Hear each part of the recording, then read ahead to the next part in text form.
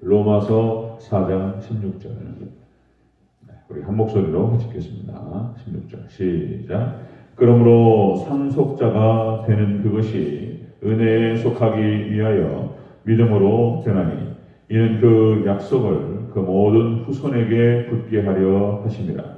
율법에 속한 자에게뿐 아니라 아브라함의 믿음에 속한 자에게도 그러하니 아브라함은 우리 모든 사람의 조상이라. 아멘. 감사합니다. 오직 예수님, 예수님의 은혜와 평강이 넘치시기를 축원합니다. 아멘. 오늘 함께 읽으신 로마서 4장 16절 오늘 본문을 토대로 하나님의 상속자가 되는 법에 제목으로 말씀드리겠습니다. 하나님의 상속자가 되는 법. 우리가 어제 율법의 의미를 살펴봤죠. 율법이 대체 무엇이냐?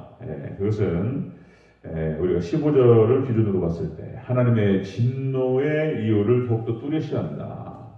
하나님 율법이 아브라함 이후로 430년 후에 모세를 통해서 나타나지만 그 이후에도 하나님의 진노하심이 있었다. 그래서 십계명이 정확하게 나타나지는 않았지만 거기에서 벗어나는 것에 하나님이 진노하셨다. 이런 말씀드렸죠. 원래 분노와 진노는 있었는데 율법을 딱 드러내심을 통해서 그것을 더욱더 뚜렷이 했다. 이런 말씀을 드렸습니다. 자, 그럼 두 번째가 율법의 의미 두 번째가 범죄를 규정한다. 그랬죠? 그래서 이제 정확하게 율법이 딱 나옴을 통해서 이게 범죄구나라고 하는 것을 알 수 있게 되었다는 것입니다. 그래서 율법이라고 하는 것은 진리가 되는 것이고 기준이 되는 것이고 잣대가 되는 것이다. 자, 그렇게 함을 통해서 그 율법은 결국에는 우리를 예수님께로 인도한다. 그렇죠?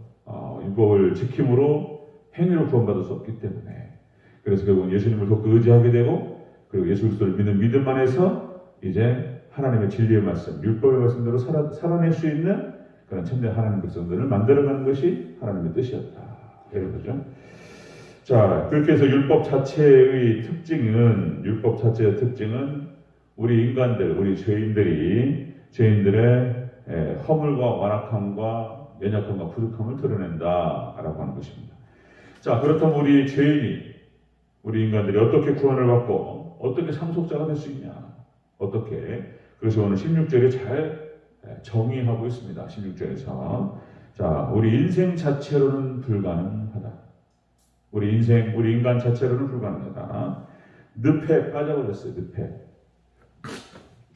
늪에 빠져나오기 위해서 호적거리면 더 들어가죠. 늪입니다. 늪. 자, 우리 인간 인생 자체는 불가능하다. 근데 하나님께서 가능한 길을 열어주셨다. 그래서 오늘 본문에서 정확하게 보여주고 있습니다. 자세히 한번 살펴보겠습니다. 네, 하나님의 상속자가 되는 법. 첫 번째가 은혜입니다. 은혜로 된다는 것입니다. 은혜. 16절 초반부를 같이 읽겠습니다. 16절 시작. 그러므로 상속자가 되는 그것이 은혜에 속하기 위하여. 아멘. 하나님의 상속자가 되는 것은 은혜로 된다는 것입니다. 예수님의 은혜입니다. 주 예수 그리스도의 은혜와 하나님의 사랑하심과 성령님의 교통하심, 삼일체 하나님이 함께 하시는 것이죠. 은혜로 되는 것이다. 하나님의 천국 구원 그리고 상속자가 되는 것은 전적인 예수 그리스도의 은혜다라는 것입니다. 이 은혜라고 하는 말이 카리아라는 표현으로서 자비 그런 뜻입니다. 자비와 긍휼과 호의 이런 뜻인데요. 카리스마라고 하는 것은 이제 은사를 말하는 것인데 하늘에서 내려온다라고 하는 것을 집중적으로 얘기하는 것이 카리스마고요. 그리고 이제 이 은혜라고 그 자체에 말하는 것은 카리아 뜻인데요. 이렇게 자비와 긍휼, 호의, 바랄 수 없고 기대할 수 없는 은혜와 친절 그런 뜻을 갖고 있습니다.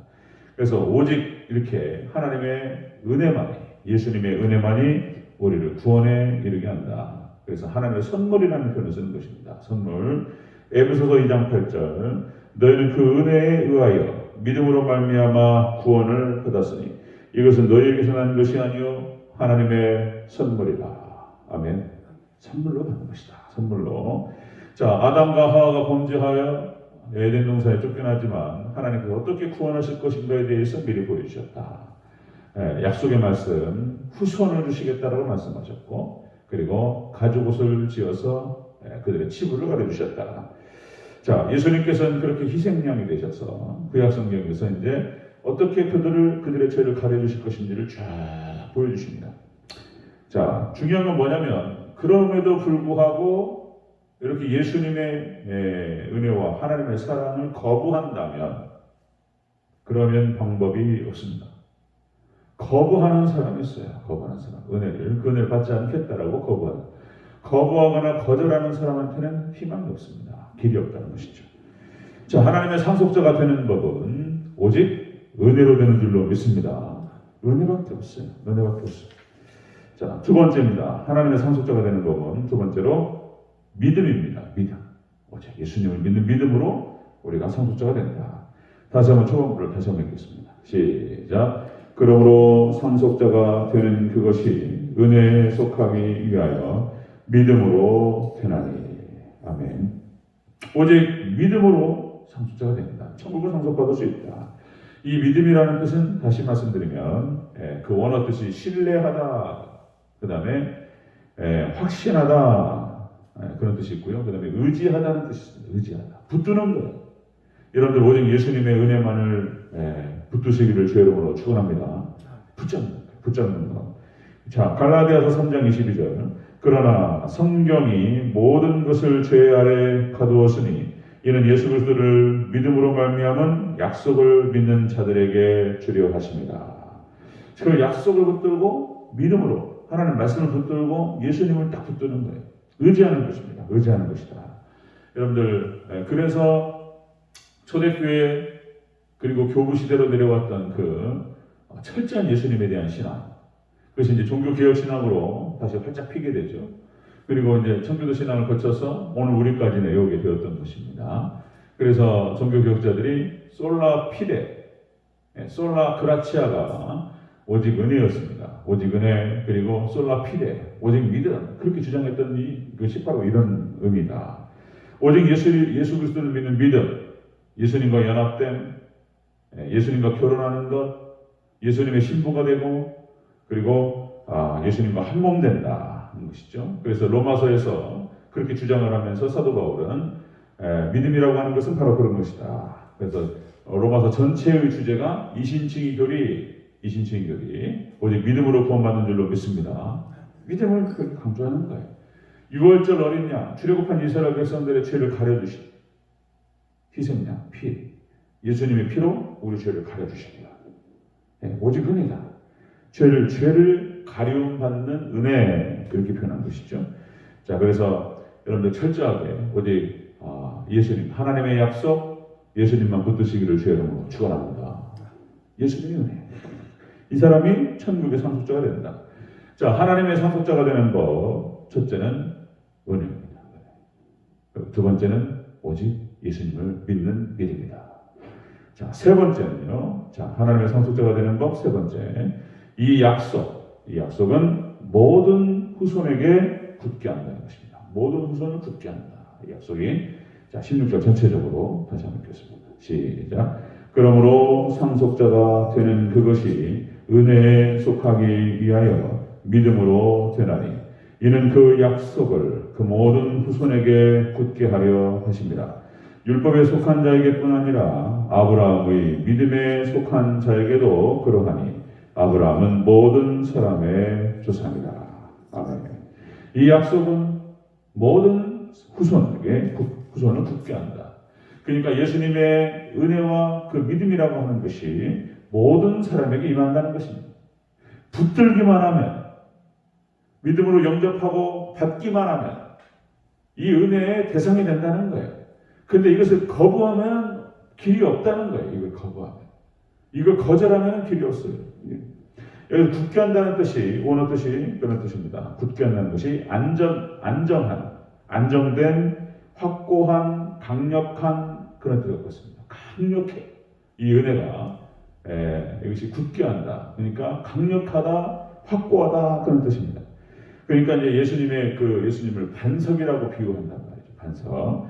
사무엘상 2장 2절 여호와와 같이 거룩하신 이가 없으시니 이는 주 밖에는 다른 이가 없고 우리 하나님 같은 반석도 없으심입니다. 아멘.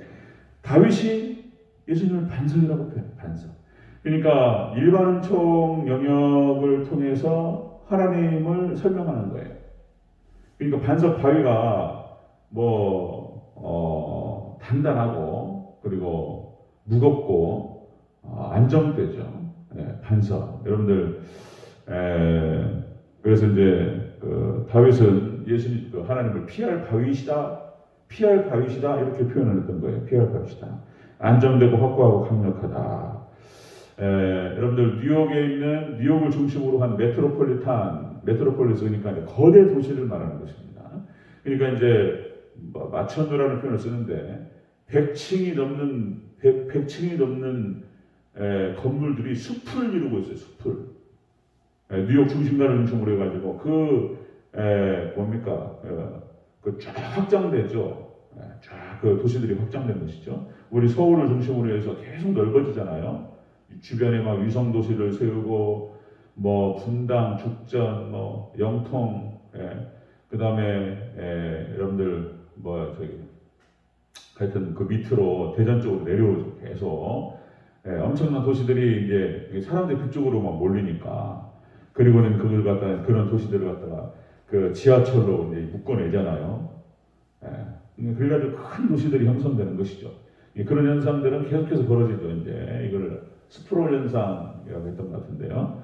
도시가 확장되는 것입니다. 자, 뉴욕을 중심으로 해서 엄청난 중심가에서는 100층이 넘는 높이의 그런 건물들을 세울 수 있는 이유가 뭐냐면 그 밑에가요 몇천 킬로미터의 안반층으로 되어 있다는 안반층. 그러니까 그 거대한 안반층으로 이게 흔들리지 않기 때문에 기초를 갖다가 그게 잘 다질 필요가 없어요. 쭉쭉 올라가는 것입니다. 밑에 기초가 단단하기 때문에. 자, 마찬가지입니다. 우리가 예수님이 바로 그런 바위시고 반석이시다. 그래서 우리가 예수님을 바닥으로 우리의 어떤 인생과 우리의 영혼과 우리 인격을 세워갈 때 결코 무너지지 않을 줄로 믿습니다. 그 뜻이에요. 그 뜻. 자, 하나님의 상속자가 되는 법이 그런 것이다. 오직 예수님의 은혜고 그리고 예수님을 믿는 믿음으로 되는 것이고 그리고 이렇게 예수님의 은혜와 믿음은 모든 사람에게 임한다는 것입니다. 거절만 하지 않으면 돼요. 거절만. 붙들기만 하면 되는 줄로 믿습니다. 아멘. 오직 예수님의 은혜와 믿음으로 여기서 꽉 붙드시고 의지하시고 하나님께 더 가까이 나아가는 저와 여러분 되시기를 주의 이름으로 축원합니다. 아멘. 기도하겠습니다.